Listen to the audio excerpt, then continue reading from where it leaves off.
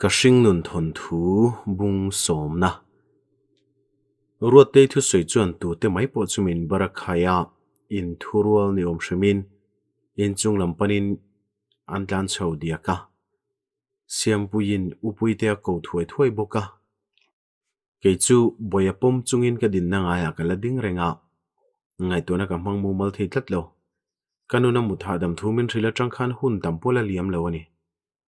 in chunga trapri ron churol chuan kamur ngal vekhian ka hria ti tur ber po hreloin ka ding topa boela chuan in chunglam chu thlir chho ve rana an tong noi noi nai nan thu soi ka hremu mal lo thung siampui le kan thenom tlangwa lo in zui lut ka hmule a ke chuan ti ber tur ka hrelowa an chevel chu ka thlirenga ka pa chu hospitala an throi ve nge ya ma se aboral ta thawani be sei lo lutuka ka pa thi na chuan min ti hril hai tlanga mi pui lo pung kho min ti tur tulang angan tinghal borbora kanu le ruat te te hawan trap roi roya ka pa ruang chu kamel klok kloka damlo na em nei lovin ti hian at boral thutani a oya har tak zitani in chunga chuan trapri le zai ria in pol noka mi an pung chak khop mai lusun danai nang lova ka torlo big wang po ni lovin ka trap ve the hau lowa ka pa hi ka ui tak zeta trap theilo maila lunga zinga hreom ka ti tak zet thung boya om thadu vak lo chu ka pom bet luya api trapa mu nu phei chuan a men ve par renga keman pom lo ila chu a trap ve dai to ang kan chung te ho an lo thleng reng bok sia thuna lo kian ro ruang kil tur ngoi ngoi an tama an lo thlen bel zel bok sia dule nang chuan ifa pa kha in chung alo han chho pui mai ro ne kimina ron ti ta ka chuan ka pa en reng chungin ka thowa in chunga thuna tur awang to a puak puan ka king tho bok nen boya chu pon lama ka chhuwa pui ta daya pona reivak lo kanom nuwa mai sanga te pon lo thlenga tu tenemon lo bedinga thingpui lumna lama anin zui pheizet nuwa lo let le a arwala local ve ho chon in chung an lu san dia ka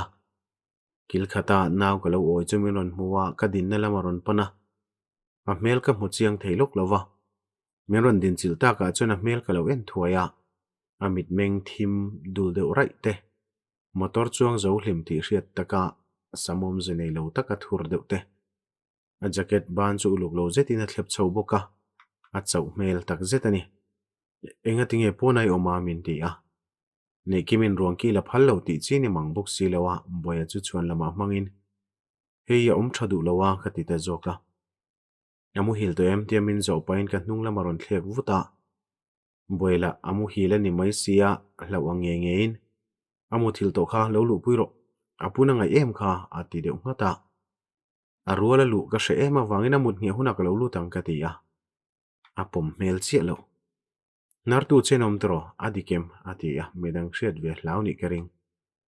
omlowe naupangania kanu te trable mi puin menon chim huk kha hre thiam lowa ka ti ve zela lu turin kan nor zuizat boka lungdam mel zan lawina lut ve tange nge a boyamut nge nuwa in chung lam ka vabi thina an khat ne viawani mel hriat an nga a zana lumen tumpo an thanem kalna tur ka hramai bok si lo chu pona ka thu tarenga in chung tho de huna thut lu mai ka ril ru kani thalai huna ni to a an zaya ngai nom kher mai in chung la an la khat thaviawa an chung khat nai vai te mai ba ka an thian tha tlaivar tum an tam viawa an chung tengat pe chun an lo thlen bel renga ka sang bing reu hian ka in threle ngal ka kong le ka dar chu na ngut ngut to a muha dam tura in chunga chho ka ngam chia bok si lo chu pona ka thungat ngata zonu ni te pon local vea zan rei tak tak mainan hoa an local lai khan ka bele buddewa in biak na hun po ka nei mang lo ani boyala chu tala tal thina na har lawin ke in ke lo oya an chung ko mi ve thau ka ni ti hriate chon an in lama chol ha dam turin min ron hloma mase ka lo hnial zela ruat te unaw lung ka ti oi lo mol ka hlawani dar khat vela mai sanga lo chuak le a mutoro aron ti te ngota ama ka thlek lai tak chuan naw po chung chuan i tlaiwar theilawang aron ti zuya asana bun lai chu bia in chunga ka chodu lo min huvik dona anuam don lo sin ti ve ngel maila ka hroi chawang che hati le tlat to a dar khata pel to a I halu tukang a ti zui zata chang le to lo mai la min ngak tlet bok si a muang chang in kadinga in chunga lua in chunga chho tlang chu ka hre tak zetani lutang le hatia a in her ngal mai bok si a zui lo thei poni lo kun deuh tlat chung hen an hnunga ka kala zak zum chi ka ni bok nen tu te mai po chon min en thup ni mai hen ka hria naw pom ka ni miaw wangin min hria thiam nan ni tel ka ringa chailona man mo deuhin ka chho lok loka mai sanga po ka le pel hiala in chung kan thlen chho hnuwa ipin den kha khwal khwami ten an bung ro vom khom nan an hmanga zanin chu ka pin den lama riak mai ro ati a ain thla hrun ve mel viawa apoi le nem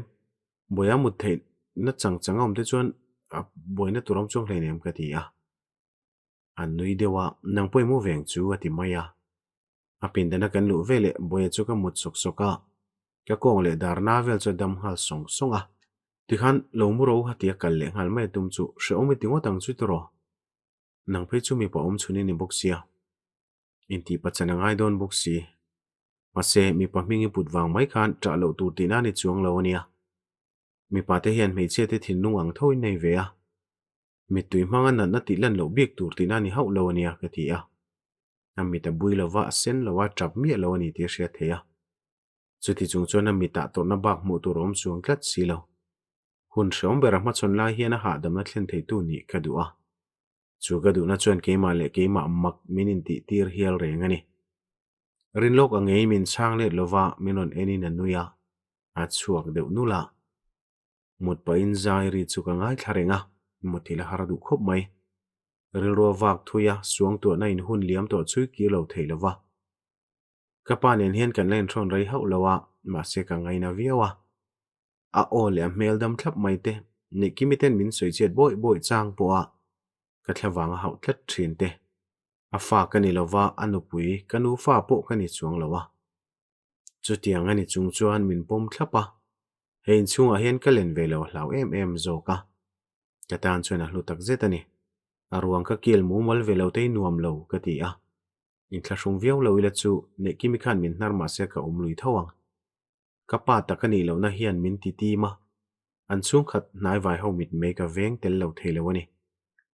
kapa thi na hian hring nun toi zele mi hring ten ma hun kan hriat lo zia min hriat non ti le a kan nun na thu a second khat lek po thu nei si lo hian then khat chu kan an chapo ve em em a kan hau sak na le kan thil nei kan chuanga midang te diriam nan kan hmanga mase mi hau sa le re thei te top na chu lo inang renga thlan khur thuk taka min la zal vek dona kan ruanga troi ra langa kan ruang ruala an thom na phum tel thlengin amoi chevek don tho tho ani hring mi te top nei ho tak zeta kan thlarau chuan kudruakina pan tur lama pan dona inti veile chapo taka midang thlei thei tu ma kanom bik lo ani na kanupui ke mamut ka du lo uzo te te pon cholai ka mu vek o urem remina ti zat zata kong kharain khar phui lawa a o ring leng long bok si a chiang takina hria theya iwahan kholo mai take o tunge ma ni pa te hlau ngai uzo te ti la chu pindana ombok si lo pakhatina ti le chon min zong ni rengin ka tho thuaya kong khar kanam hon rolin an pani chon ka mu ngala ka tho man hria chon an ron hoi rol hle a an kutanin von saka urem remi jok chom men na saviawa uzote ka trap ning to kaluna kanar ko thi vek to urem remi chon lo ti peka arwala ron kal venu chon phok sha hen mi lo ena rem remi u zote moini ati chon ka lo bungata ammel kwal deuh thuaka ti te u lut photeng ati a mai sanga pindana bok chon kan le le a ilang nau pang hle mai min ti a urem remi aya upatak tak tura min ngai ni mela kan chanchina shangai mi lo niang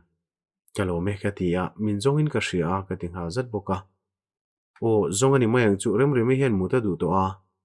omve ri tura ka ti pon ka thok zongin ka nar ko thiep zel to ti tlat bok sia ron mutir ka tuma mai na mungam chuang bok si lawa in chungai cholai mukher bok nen ibula ria du a ti deuh du a ka pindana enge monda khoma ke po pindan danga he kariak ta topani hi lomu vero urem rem khuma zaw tho lom tinan pani chon ka bekopa urem rem chu khuma thu thlangal noka a chau ve mel khop mai zamte khu ka bengbula kher tap zela aring ro puisi ka beng chunga na veka lom ti paina benga kom nok noka kanu pui zamtei bula thumia chu beng chunga na du te mai ni han la ti tak deu dewa a thei sia o zoi sapalo ti pain nu pui chun nui deu tat tata kapa boral ti hre thiam ve thoma se ke niang ina don thui ve lutuk thiam lawa pon lama thu te ti na po urem remi minga lang zingin an khongai thun soina savia wani ni le ka kal sanang cheu o rem remi nu u kania ombo wang wang chun om lo e mai ama lo chuk hre chun mi lo ko le mai donia ne lom deuh taka ti hnuam in chu sana urem remi la chu kila mu fel than to a kaluna e kamit mu le kanar ko thi box ye ti nang nang renga rei po mut mai na mu hil ngal chuni deuh maya khumsi lama boya ka po phei det lai chuan alo nar ku to a urem remina del nat lo nan ke ma zo ka la ya ka mu thana khum dup nuam ta ka mu reng na na chu ka mu hil ve thuaya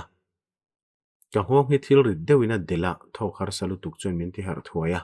in dan dang daya ka har chuan min ti ham hai lek leka ma se ka har thuai thunga ka hong del tu po urem remi bopani kan nu fain khum mor te a kan mu to a boya phei chu tla lek leka wani thak takin a har lo lawa urem remi mang che dan chu na mai lo khop mai ka hong min khan dai thei dan te chu thil mak takani du dan da ni nain leng kuala kan nu fa chuan min nek tla lo chawani ber thom dim dewa ka tho nuwa boya ka mu thatira in hnoya chuk du hal tut mai la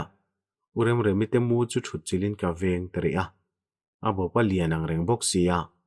boya tiang rolek cho khan hlum da yang ti te ka hlau ve ni boy har nu loka urem remi po chu lo har ve a thut suwa hlor rolin a hoi kol vuta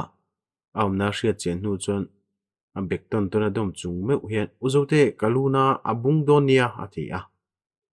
tong hi ranga ngai thak chen lo pe chon hriat a har deuh thin na chong na chu ka kolai ei duem ka ti chon amum lo alo ti vata amum ani thu ka hril vele ka ei ngai bok lo i mel chen i chu kalem thei lo i tlo ber tlo i min ti deuh nika ka haw ma satai mo ti mai ol takani amum lo chu ka nei lo wang thenge kan tiang o ka ti chon nangman eilan mai lo am a khasi ka ei pe bok lo ni leng ina khazia damdoi mum ka du lo i mel ani chu min ti te nika na nei chona thina chek her mai an jackson thin che em ka ti phe chon phok je thian min ina enu hi mol mo kamong an no i molami ati mel siam in ti le mai karin line mai sang lo lu ta hlawa in muto yem hati je to nuwa urem remi thutum bur chu muwa nangkha muang charati paina mit ko kanu ka damna silai mu ka du alo ti hlura alu chu na tak tak veu niang ina chona bi hi kala ko lem le ti pain khum bula drawar chu pothonga a hai rak la chon uzo te in dam doi mu min pe ka tuma amol mo mel chebok chi ati la jon mai sang hey alo ti vata avin hau lo na urem remi tangiel po chu ngoi ve maya revak lo hai le nuwa urem remi hria tur ngein ka hmu e phur mel je thiana ti deuh hluaya na chok na monga no ngai chen in pek pa chuan tongkam thla da lo tur ka ti zia kha na nei pon nui tho tur pindana ru te a phei chi avain thlau ve to ro a ti dam thlapa a u zok mani se urem remi chu midang aina en kol thiam mel zok da ya kapa ai o zo phian mai the ni chौका man thea chukpuiro lumu makha arel potram to anga tile chuan wardrobe hong zuya thomnoin khai vela khoi lor dan ta ka chuan inti fai du veni ringin boya chuka poma ngoi rangin ka chu sana hetiang huna hi chuan in hnem vak ngaina om lo thin soitura van rolin tongkam film kurangai tel boxia eng po soila anril runa na chok thei tak tangai chuang lawa anlungai na kan bel cha in anril ru kan ti no zol thin jok nin ka ria chauka chuan boyapom chungin kalut langa rinain mian lo la om nema nel thre lo hliran la ni zuya ka zam chelek lekani then ka chuan tlang nel takin fridge honga athenin siam puan fiama thingpui no dom mek tele kil khata thilei mol pola nom boka an tlang nel mel hlom tak zet uzote boya cho turem ni siam pui chuan lo ti ta hlawa kalom veo rolin an mi chu keima fu thapa an mel thriat lo kani bok nen min en du hlom veo o boy tak main cho ei mai se ka tia ban deuh chara ka ti chon niatro i ching khan ke pon ka lo ngai tu dewa ma sen la tholo ni ka ringa lo thut pui top la ke man karon siam anga ti zum zunga nial veng yel mai la om ziom lo khop mai kan nial be don thak nuwa dokan bula cher chu potolin boya chu thut pui taringota min hual deuh thap bok sia oma nuam lo du tlat ei ke chu lollipop ka nei sin ti pain mi papa khathian boya ma zona athil ken churon da a boila chona lo la thuaya athil pek don chu min ril ve niom takin rol chu me chung hen min mu tira an nui du sia a mel chereu lu tu khian atilomom me che pakathin aron ti a mai chaina sain jing kara po mu chu sen lura en mai chon nei kimine nen rol kha du mel viawani mi fa te mel chen tingot ngai hlenem rin kim eng mel po pu se nu le pa te chon kan mu thavekalom mani fa te ai thati jok ne har te mai nia ti na ma ang rol vel tur mukin lo hniala rin kimi chun ner dewa naw kalom ve thiam dan ni mai lom a lo ti deuh hlara tlangwalin nula ka lem ve dan tin rin kimi hi van mel chereu ilom om rewe ti sei du big nang boya lollipop ron petu khan lo ti fiam thu ve a ama chai zui nana atong kam ve kan man ta ka chuan boya chu huat mel zetina mel to a athin rim na so san lo nan ngoi ka chu thunga mi zong zong mit tlung kho pa famel tha ne hi haraniange nu nawi khana soidik chialom mi fa te mel chian ti sakngot te chu aril ru nei lo thlak lu tuk kan tong chu main min kan thu soing tingen lo don sonang ti te ngai tu ma sak thin tur thumal toy te le ho dewa kan ngai po hian mi thin nunga hliam ve thei thawania hil khata thil lo einu khan ati dam dapa anin riat chen mel lomang reng sia in chung khat nai vai takan ni karing ini nom fiam thu ti mol mol pola soi ju chal reng kha arel ru nei lo thlak fe jok mi sang dai thlawangan hau viau ngai lo mei nei je thiana ti deuh khera kan nui luya kana ro viau thung mian ron kal khom le trak trak to a chawkam ve then khat pon chuak thol tana chuti chung chuan om man la thanem viau thowa mangai sanga lo chuk chu lan dana dang deuh zar to a indu ve tak a ang ka ti fo thin kha khatiang chia khan ka mule thei to a apoimo zia shi a in thunin thei takani na lan tir chu kalo lom ro ve em ringota in lo in mel thre to lo mem tia oki po tlem chona jang khai ve ta dewa ateulo mai kan nei nial char char men lo lu tang ti hlom zo kolom rin kimila hi puak phong phonga fiam thu dol le mang silo na tak takian mi hi fiam ve boka thilei nu buk khana lo tia a fel viawa a mingero kala hre ve lo thung mai sanga chon zo te ni hi atiringota a farnu kani thua soitel lawa chawka om ve ho chu ka zenten ni tin min ril boka kil khata thilei kha churin engi ni rin eng thei tin min ril deuh khera ro te nen an mi zin an du mel khop mai mai sanga chumi pa om chuna ni boka a buai viawa boya lollipop ron petu hruai te atian ko mai thin chona pui char char boka ruanga kil vele zok thina a thurei man lo ni ber kapa vuina hunan man do na ro kapa ruangan mutina lam choron pana thutnan lo kian sap sapa urem remi bula thuin kapa chu en ran rana la takatang point nat na tur me kani tia mu theya kapa kan chan thu chu hre thiam lo mel viau bokani khuang an chin don meu chuan trapri ring le zola ke po chu ka thopika kapan phum bo dei tur chu ka hre thiam lo thara ka oi lo thale a nat nain min tuam ve hlup hlup ani bera chuti chung chuan kala trap thei chuang lo cheu kapa chu mang tha tin ka thla a rin ka tong chuak lo thil tha min ti sakte le min du sakna zong zong te kha ka shereng to ang thlalang na chuan tel ve hre viau mai la ruate le urem remiten min ko ve tlata ruate in bulatana urem remin min ko chun zomani bera zoka boya pom chunga ka tel ve chen ne kimi atilung oi lo deuh hian ka hria kapa a hanom lo che chuin chunga ro khuaya kan kho har min hnem tura lo leng lu thin te chon fakomin mizoni an tinuama mizoten tlo maina kan nei to lo zian soi fowa ma se ka pom zong ani ve hau lo kapa ruang men tu thalai tam takte phun noi le ning mel pu hau lova thingpui lum tu te le ti tu tru zong zong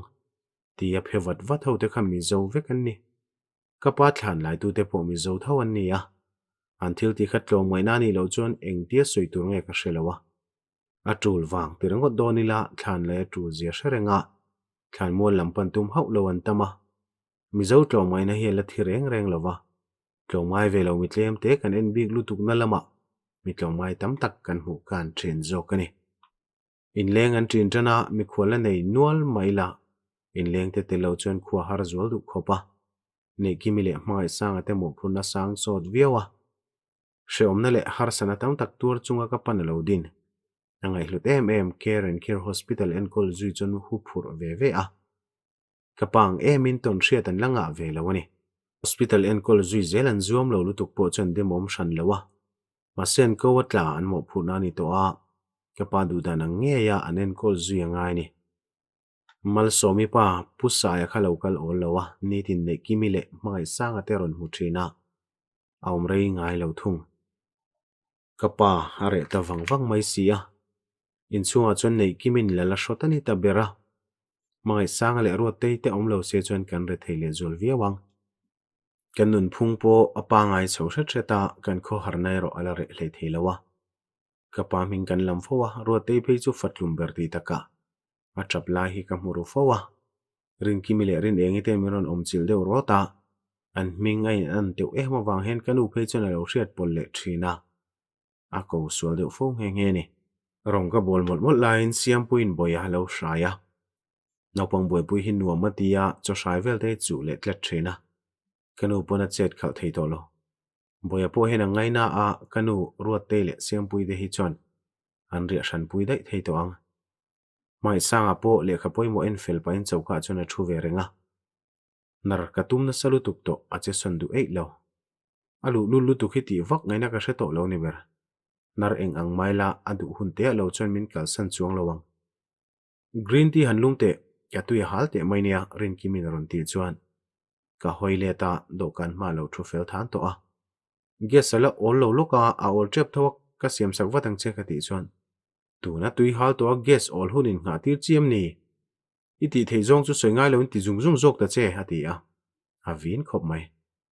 tui in ro mai sanga chona lo ti ya ma se green tea lom ka du ati vei tlat rewa aum dan no pang chialu tu ka wang chon mai sang po lo check deu tlaka zote in gas a ol lo ati kha no pang chia poi ni to lo rin kim room deu tak hen ati ya a tong ngam ka rin to lo line rin kimi chuan ka du zong kalam ve ni mai lom in chung kan khoe ka ha em hi ati ya mai sangan chia lo ni lo ati ta huta chun nei kimi soi kha dik che ni hi I farnu te poe soi poe na tla wangi hau zela he mei chei I nge ni a ati zui tan ta na adu am kher mai he mei chia ti pa khan min ko kher le ngala I farnu te hau hian lang sar taka kan tla wangi hau om kan la shelo pase he mei chei chu midang in an khak la kini lo tan zela nangma wang hian min husit ru viau thei di rem ati lak laka kapa thi wang chawin ka mel riat ve a mase anin ngam tlak mel khop mai zote ni ka ti to kha nin mel tak hena lo ti a chu chona ti thin rim zo chaw mo ti thurani do kana kudda cho hum ngat ngata wat mel taka min ron mel chon gas lama kain her ta daya ka thil chuan lai chu ka suana tuilum ka chuang le ngala rin kimi chuan inun dan hi thlak thleng thuang che mei che boi pui don pon hetiang mei che lo deuh hi ni ro se ati chuan ka zak kher mai I thu nei na pia lama lo boi ve chiam du su ati maka rin kimin min chu asan ma chu chua tum lo ni om takani a thut na nga chon ala thu ve renga ke pon tun tum chu min kal san nai ka hlawa ke ma rin kimi ma chon chu ka zuam lo ani green tea chon panin ka pe ve a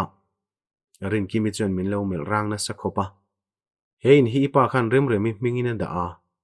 ngeyom deuh taka ti pa in ka mela danglam na om leom lo hriat tum niom tak he miron en kher boka danglam na te chiama mu kher lawang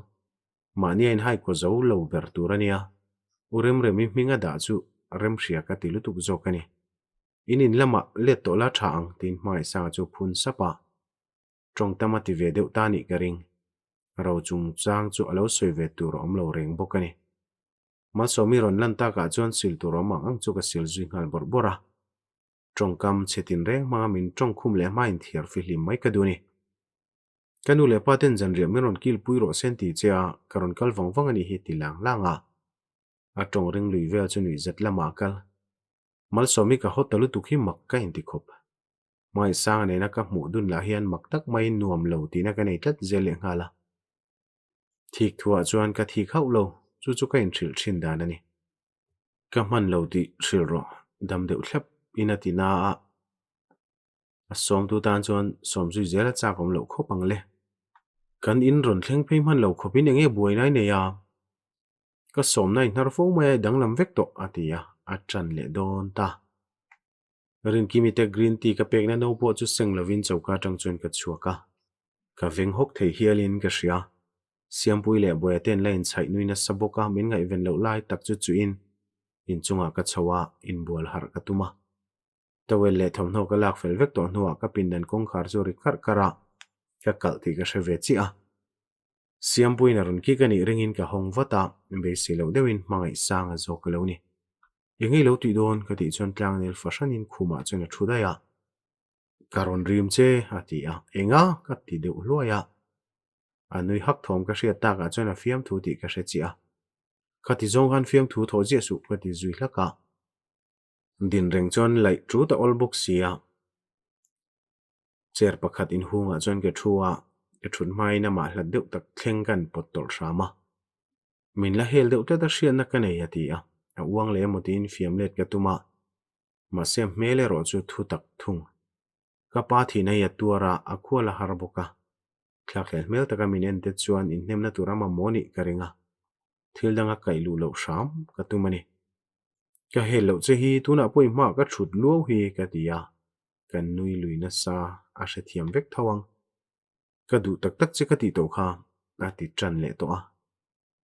a beidong mi lawang ka ti reng kha nang le ke chuang ti kong zong mai na rem thailo kan din hmone hreveka nu kanin trom chung chu u naw kan ni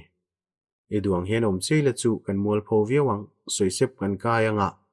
nui zat kan hlo bokanga ka tia mi min ngai dan tur ka don kim ve viawin ka hria chu chu thu hran kan chen pui te ngat phei chu ngai tu ngam chi pon ni lo soise le nui zat chu hmangai na ai na ro pui zokem tiamin zo let khau ta ka chuan ka dar ka san ak ringota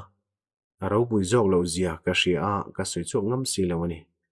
ni le soise le nui zat na ain hmangai nai da tlom zok ti nem ni ati le a lu ka thinga chan na mu mal ka pe chuang lo min hmangai ni nin hriem ni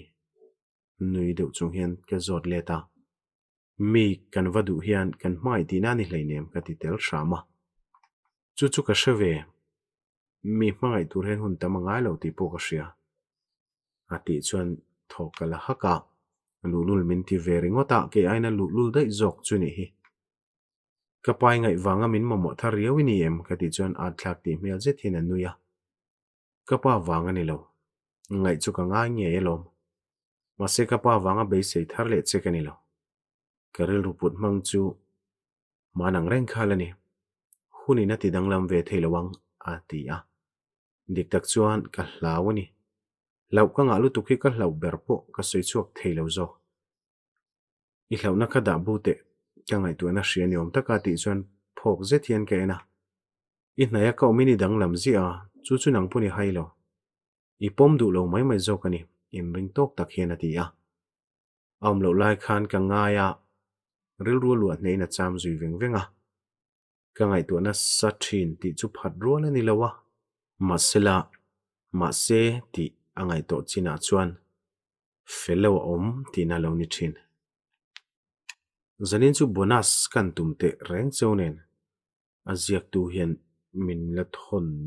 rem chang lo tlat mai ka bonus thei te lo cheu ni hi kan ti da yang e om bonus aya in lo ngai tu vem ka hrelowa kan story a hian mai sang le zote hi in nei ta se thil ni za thlak deuh tu roma chu chu zote nu le mai sang anu iti tiang zote nu te kha anin trom tan in nu an nu ve kalun ta ti chon lo in nei ta se zote nu khan afa pa mai sang kha mak pa khan ngai ta tlata chuan mai sang khan anu kha apizon lo ni dai don ta boxia mai sang a farnu te tan po zote khan u naw nu ni ve tho wangin an unaw nu pasal khan mak pa khalo nianga an unaw pan reng khan mak pa te khalo ni do na hanin nei se chun anin ko dan chol kha anu zatlak watang pa ber phei kha chule dam sela chu fa pa kha mak pa te kha ani nga yanga tin mai sanga tan po apa kha pu te nga yanga mi zo in kung kai na kan pong sual na sang tang an chung ko chan le heng pho ni se kha chu thon thu ani e thil thleng thei kan lo hisap cho vel mai mai ni chu